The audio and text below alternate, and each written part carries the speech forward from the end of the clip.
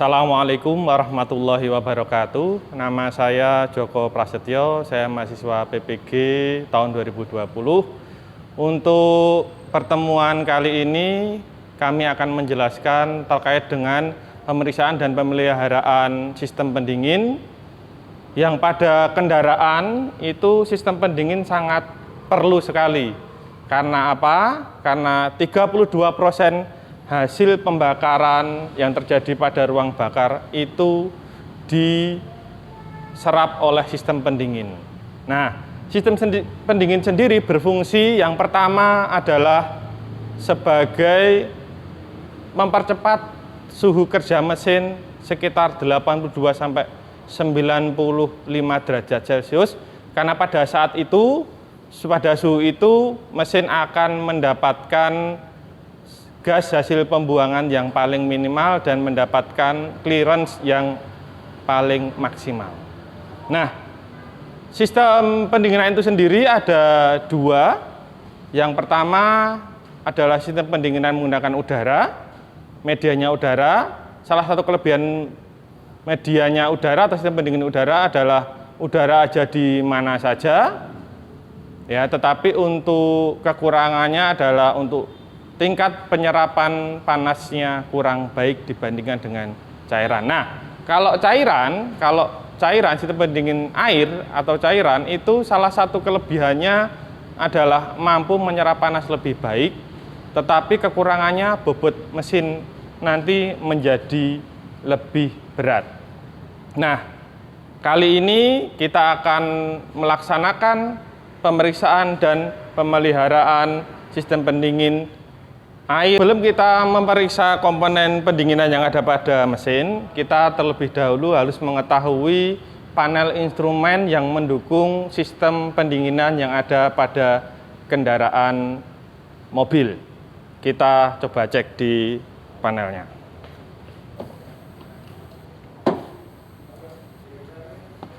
Nah, panel instrumen untuk mendukung sistem pendinginan itu pada dashboard itu ada satu panel. Panel instrumen yang ada pada kendaraan itu untuk pada sistem pendinginan itu ada satu, yaitu untuk mengetahui temperatur suhu cairan pendingin pada mesin. Nah, di situ ada tanda C untuk cool atau dingin dan H untuk hot. Usahakan pointer yang ada pada instrumen ini tidak boleh melebihi pada simbol H, karena pada saat ada pointernya ditempatkan atau menempatkan di H, berarti itu akan ada terjadinya overheating, sehingga perlu diadakan pengecekan.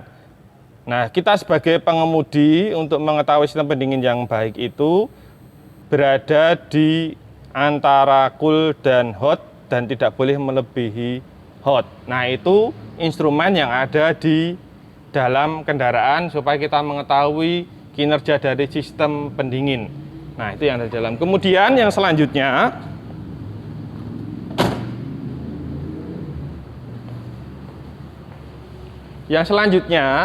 karena ini adalah pendingin cairan, berarti sebagai media untuk mendinginkan adalah cairan.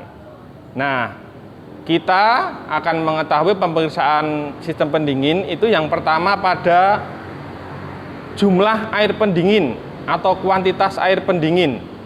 Bisa dicek di reservoir ini.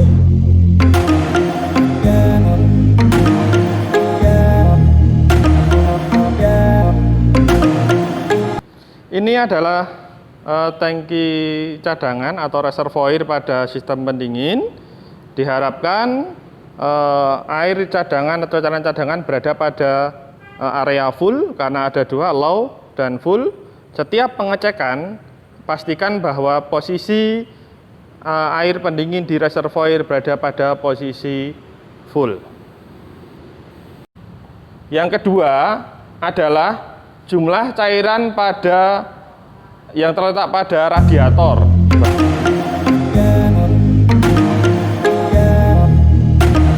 Untuk melaksanakan keselamatan kerja pada saat kita mau membuka tutup radiator, kemudian posisi mesin itu masih panas, nah itu tidak boleh sembarang dibuka karena itu tekanannya besar. Bisa jadi pada saat kita buka, nanti tekanannya akan ke muka kita, padahal itu adalah cairan panas. Kalau pada saat mesin dingin, tidak apa-apa, tetapi pada saat mesinnya panas, nah itu kita harus menggunakan keselamatan kerja. Caranya, kita gunakan lap, kain yang agak tebal, kemudian kita posisikan di atas tutupnya, kemudian kita putar pelan-pelan, sampai tekanannya itu sudah sama dengan tekanan di luar, ya. Sehingga kalau ini sudah tekanannya sudah, nah ini sudah, nah itu baru kita buka. Nah ini untuk menghindari adanya cairan panas yang nanti dapat bertekanan tinggi bisa kena ke kita.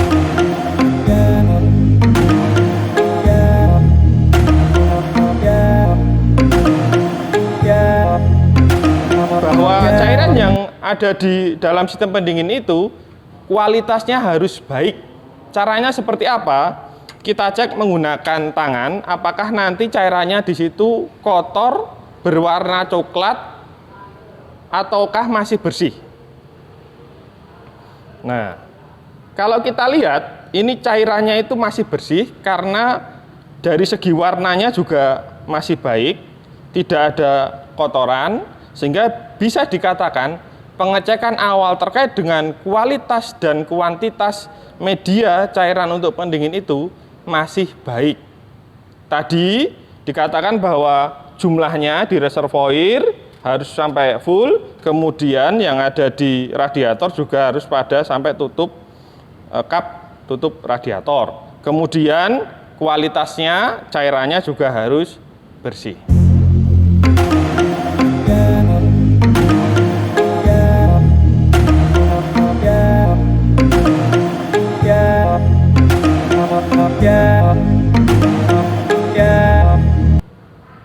Pemeriksaan selanjutnya kita akan periksa kebocoran pada sistem pendingin dengan menggunakan bantuan alat radiator tester.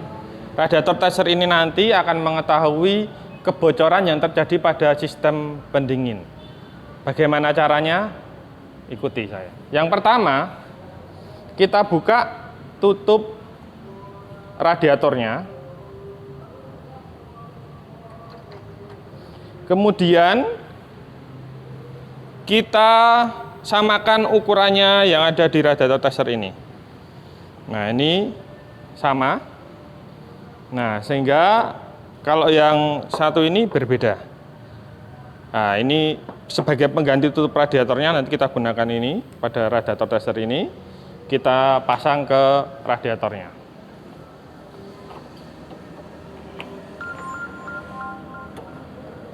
Kita pastikan bahwa sudah terpasang dengan kencang dan pas. Kemudian yang selanjutnya kita pakai radiator tester ini. Di sini ada dua. Yang bagian luar itu adalah bar, yang bagian dalam itu adalah PSI. Nah, secara standarnya nanti kita pompa sampai 1,2, kemudian nanti kita cek di sistem radiatornya itu apakah ada terjadinya kebocoran tidak. Nah, fungsi diberikan tekanan ini perlu kita ketahui bahwa pada saat mesin bekerja panas, kemudian sistem pendingin itu nanti akan menyerap panas, itu akan terjadi suhu cairan pendingin yang akan naik. Nah, kalau suhunya naik, berarti tekanannya pun juga naik. Nah, kalau tidak kita gunakan alat bantu radiator tester ini, bisa jadi nanti terjadi mesin sistem pendingin itu tidak akan kelihatan bocornya pada saat suhunya dingin. Karena pada saat suhu dingin, tadi tekanan cairannya juga tidak akan besar. Nah, sehingga kita simulasikan, kita bantu dengan radiator tester ini supaya nanti kita ketahui pada saat diberikan tekanan apakah ada kebocoran apa tidak. Nah, ini kita pasang, caranya kita tarik, kemudian kita pasangkan. Nah, sampai bunyi klik.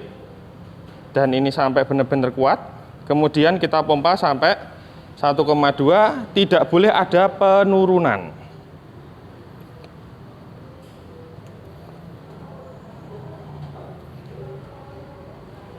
Nah, ini 1,2, kemudian kita cek, tidak ada penurunan. Lebih tepatnya lagi kalau kita coba cek di bagian sambungan-sambungan. Apakah nanti sebelah sini nanti akan terjadi kebocoran? Apakah di sebelah sini nanti atau kebocoran, atau di bagian-bagian lain pada sistem pendinginan? Karena pada saat ini terjadi tekanan. Nah, pada penggunaan alat ini tidak terjadi penurunan tekanan, sehingga dapat disimpulkan bahwa tidak terdapat kebocoran pada sistem pendingin.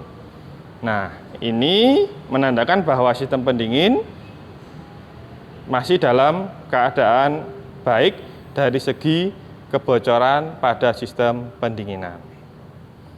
Nah, kemudian yang selanjutnya, pada saat kita ingin melepas, kita pencet ini knop untuk dekompresi. Nah, ini kita pencet. Nah, dia turun, baru kita lepaskan.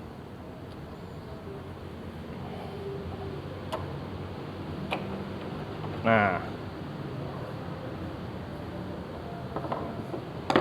itu tadi pemeriksaan kebocoran pada sistem pendingin air.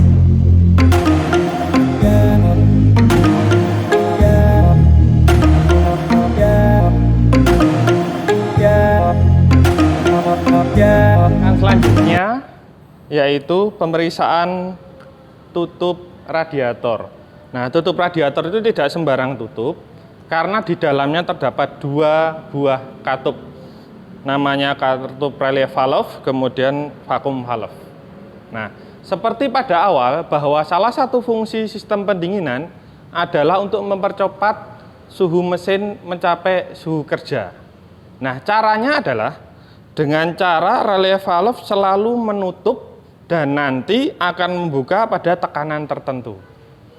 Nah, kalau ini relief valve-nya itu rusak, rusaknya adalah membuka terus, itu berakibat pada kecepatan suhu kerja mesin pada menepati suhu kerja normal mesin itu tidak akan cepat atau berproses lama. Nah, untuk itu salah satu pengecekannya adalah pengecekan relief valve pada tutup radiator dengan menggunakan radiator cup tester. Nah, secara teoritis di buku spesifikasi itu nanti kita beri tekanan 0,75 sampai 1,05, itu relief valve itu harus sudah tertekan kemudian membuka.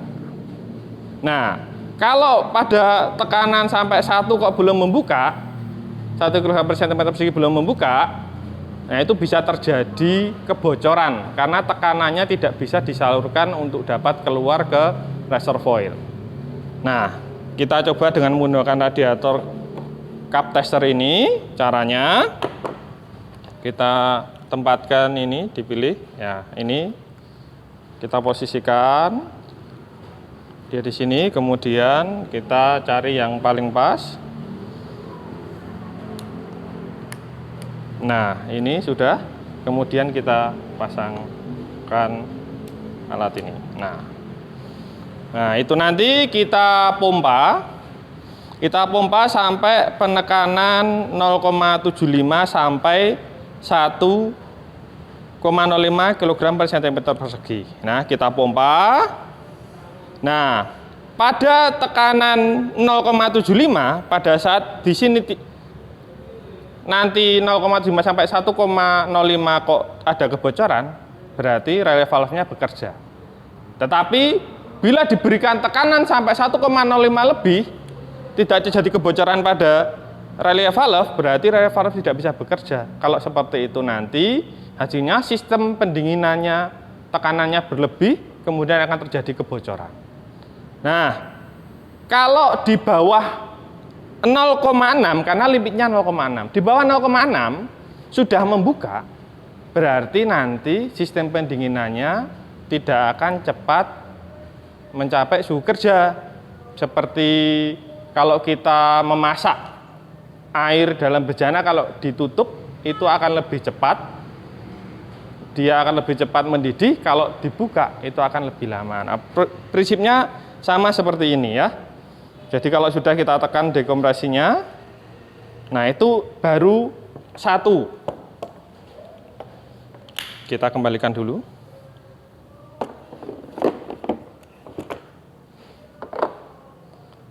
Yang kedua, kalau tadi ada relay valve, yang kedua adalah vacuum valve. Kalau relay valve itu tadi menyalurkan tekanan dari radiator kemudian ke reservoir pada saat suhunya tinggi. Nah, sekarang pada saat mesin sudah tidak digunakan, kemudian tadi pada saat panas cairannya keluar, bagaimana caranya supaya cairannya itu balik lagi?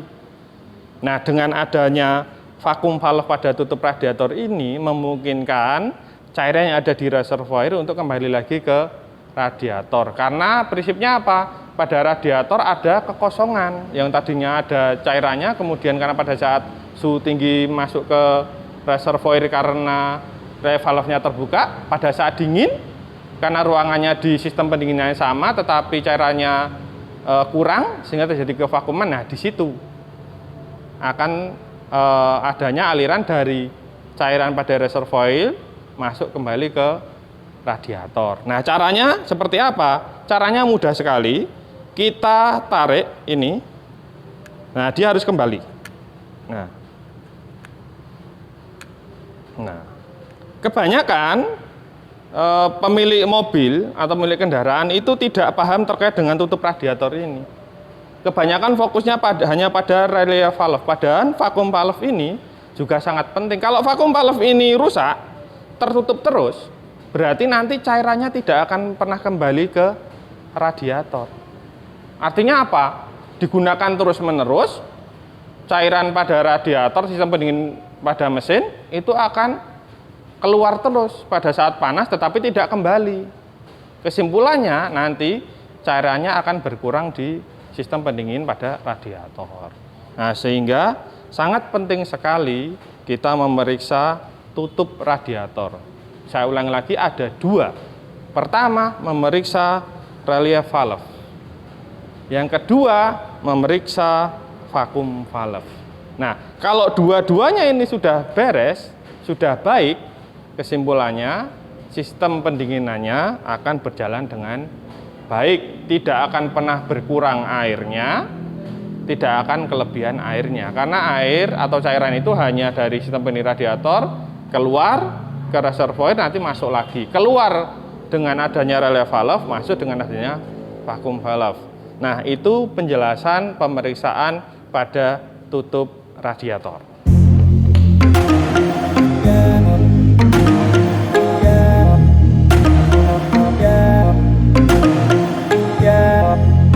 Pemeriksaan selanjutnya yang tidak kalah penting adalah pemeriksaan dari tali kipasnya. Ini kita simulasikan bahwa ini adalah mesin mobil yang tadi ada di kendaraan. Sengaja saya tempatkan di sini supaya untuk mempermudah proses menjelaskannya. Jadi di depan sebelah sini seharusnya ada radiator. Kemudian radiator itu berfungsi untuk mendinginkan sirkulasi cairan yang sudah mengambil panas dari mesin, kemudian masuk ke radiator, didinginkan, dibantu oleh pergerakan dari kipas pendingin supaya membantu mengalirkan udara dari arah luar menuju ke dalam. Nah, ini sangat penting karena pada saat putaran kipas ini kurang, pendinginan pada radiator yang ada di sini akan berkurang sehingga nanti proses mendinginkan cairannya juga akan berkurang. Kemudian mengakibatkan proses pendinginan pada mesin juga akan tidak maksimal.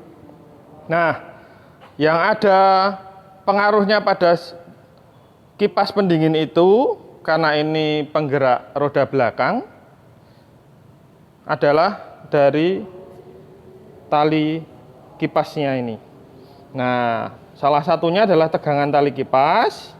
Kemudian yang selanjutnya adalah kualitas dari tali kipas ini. Kenapa kok itu sangat penting? Pada saat tegangan tali kipas itu kurang, kemudian kualitasnya sudah jelek, nanti mengakibatkan putaran dari kipas pendingin ini menjadi berkurang karena terjadinya slip. Nah, untuk itu kita akan coba periksa bagaimana pemeriksaan tali kipas. Pemeriksaan yang pertama terkait dengan tali kipas adalah pemeriksaan secara visual tali kipasnya. Bisa kita cermati, kita coba posisikan tali kipas seperti ini. Kemudian kita lihat apakah ada keretakan atau tidak. Pada saat ada keretakan, bahkan ada oli, berarti tali kipas ini memang harus diganti. Tetapi pada saat diposisikan seperti ini dibalik, kemudian tidak retakan, kemudian di sini masih tebal, nah berarti itu masih bisa dipergunakan. Nah, contoh yang ini adalah contoh yang tali kipas yang harus diganti.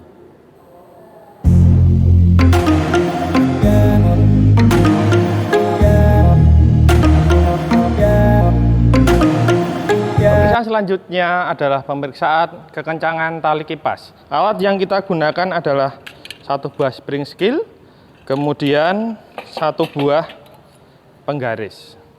Secara teoritis, defleksi yang diperbolehkan antara 7-11 antara alternator dengan pompa sistem pendinginan. Kita laksanakan. Yang pertama, kita harus tahu dulu, ini adalah alternator, kemudian ini adalah pompa sistem pendinginan. Nah, kekencangan dari tali kipas ini itu nanti defleksinya antara 7-11 mm pada saat ditarik pada pembebanan 10 kg. Nah, ini kita coba. Kita paskan posisi di tengah-tengah. Ya, ini di sini. Nah, kita tarik sampai 10 kilo sebentar. Ya, ini kita tarik sampai 10 kilo.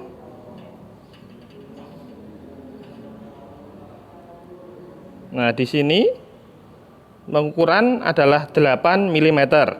Sehingga secara pemeriksaan kekencangan tali kipas ini sudah sesuai spesifikasi karena spesifikasinya adalah 7-11 mm.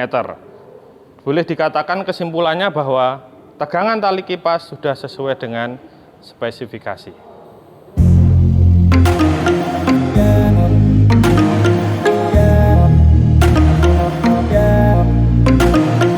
Bahwa yang saya pegang ini adalah pompa untuk sistem pendingin. Jadi apa yang harus diperiksa pada saat kita memeriksa komponen pompa? Yang pertama adalah bahwa di dalam pompa ini nanti akan terjadi perputaran. Di dalamnya ada bearing. Beberapa kasus itu bearingnya karena sudah lama terpakai, kemudian sudah aus, kemudian menimbulkan bunyi. Nah, sehingga yang harus kita cek adalah ini adalah perputarannya dari pompa ini apakah halus apa tidak. Kalau halus berarti kemungkinan tidak akan ada timbul noise atau bunyi.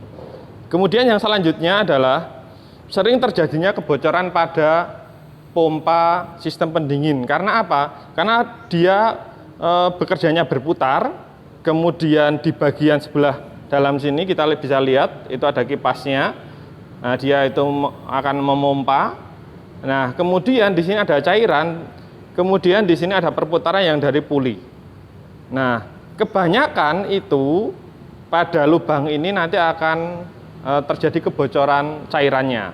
Jadi karena hasilnya sudah jelek, kemudian terjadi kebocoran di pompa, unit pompa sistem pendingin ini. Jadi ada dua, yang pertama timbulnya noise karena adanya bearing yang sudah rusak, karena ini berputar. Yang kedua, silnya yang ada di dalam sini ini sudah rusak sehingga terjadi kebocoran cairan yang dari sebelah dalam sini kemudian nanti akan keluar ke lewat sini. Nah, kalau memang sudah seperti itu keadaannya, berarti apa yang harus dilakukan? Ya harus mengganti satu unit seperti ini, pompa sistem pendinginan. Nah, itu gambaran terkait dengan unit pompa sistem pendingin.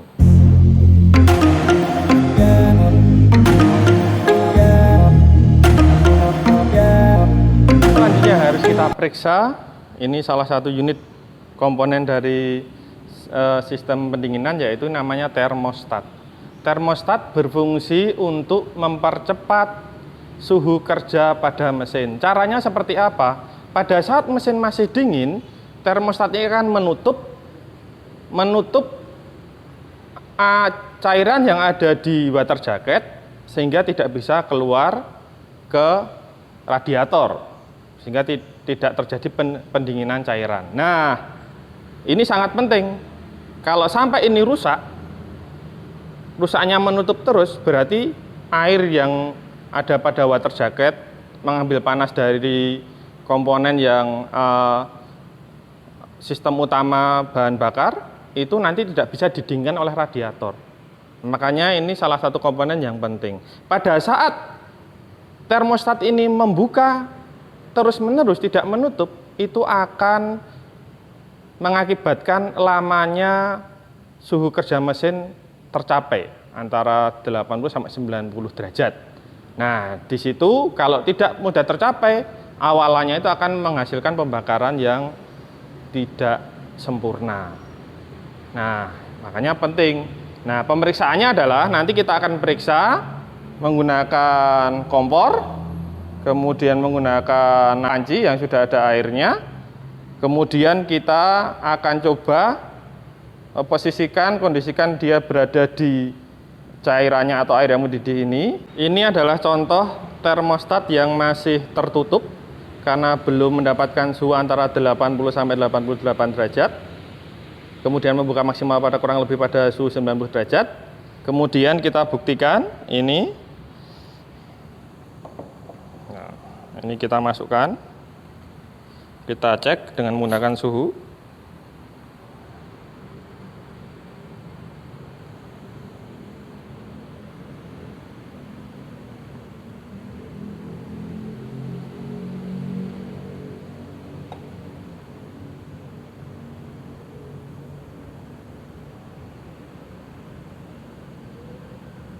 Oke, sudah 90 derajat.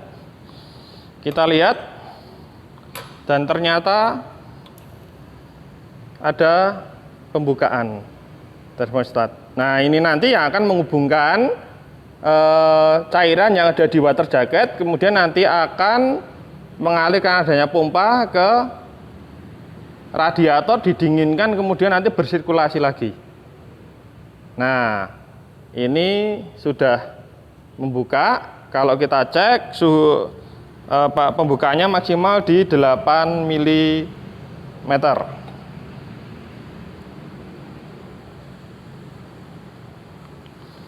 Nah, kita cek.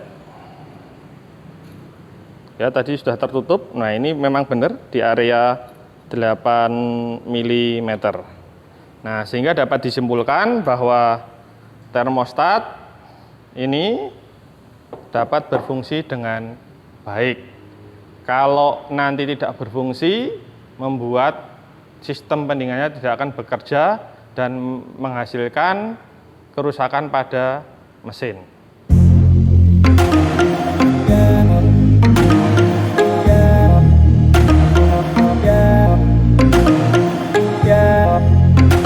Pada sistem pendingin dengan mesin penggerak roda depan, itu kipas pendingin menggunakan elektrik, sehingga memerlukan salah satu komponen yang harus kita periksa, yaitu termoswitch.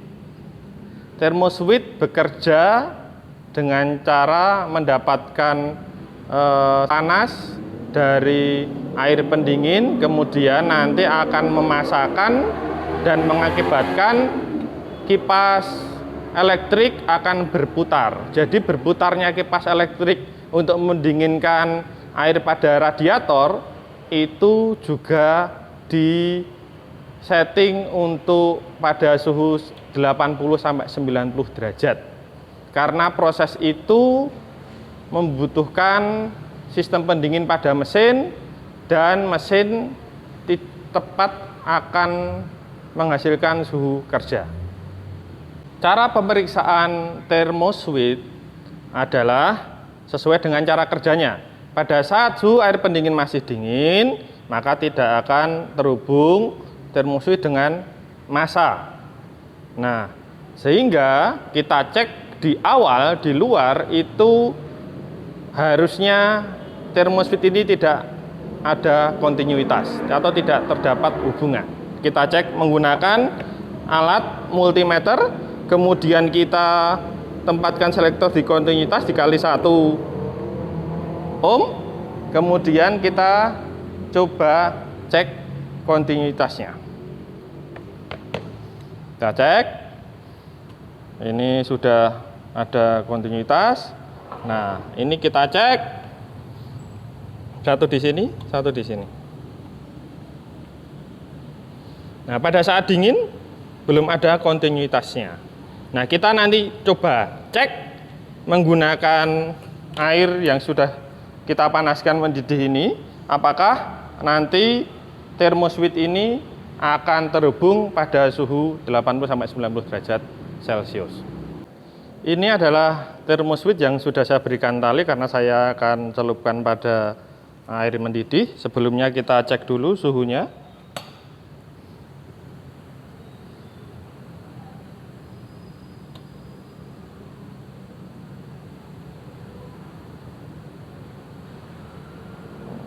Kita kisaran 80. Nah, 80, 90. Coba kita cek. Kita rendam air ini, sensornya.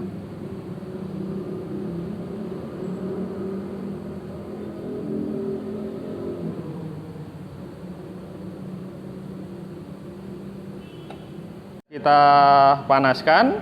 Sekarang kita coba cek ya. Ini di plus sama minus.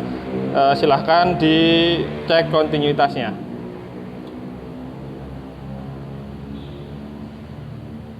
Itu terhubung ya. Thermoswitch ini masih baik pada suhu 80 sampai 90 derajat. Dia akan terhubung dan akan mengaktifkan kipas pendingin. Itu tadi beberapa pemeriksaan yang dilakukan pada sistem pendingin. Jadi sistem pendingin itu wajib kita periksa karena sangat pentingnya pada saat sistem pendingin tidak bekerja secara maksimal, maka kerja mesin juga tidak akan maksimal, bahkan sampai fatalnya nanti bisa mendapatkan atau menjadikan mesin itu menjadi rusak. Sehingga adanya sistem pendingin, ada radiator, kemudian dan lain sebagainya itu sangat berperan penting di sistem kendaraan kita. Demikian dari saya, semoga bermanfaat. Ada kurang lebihnya mohon maaf. Assalamualaikum warahmatullahi wabarakatuh.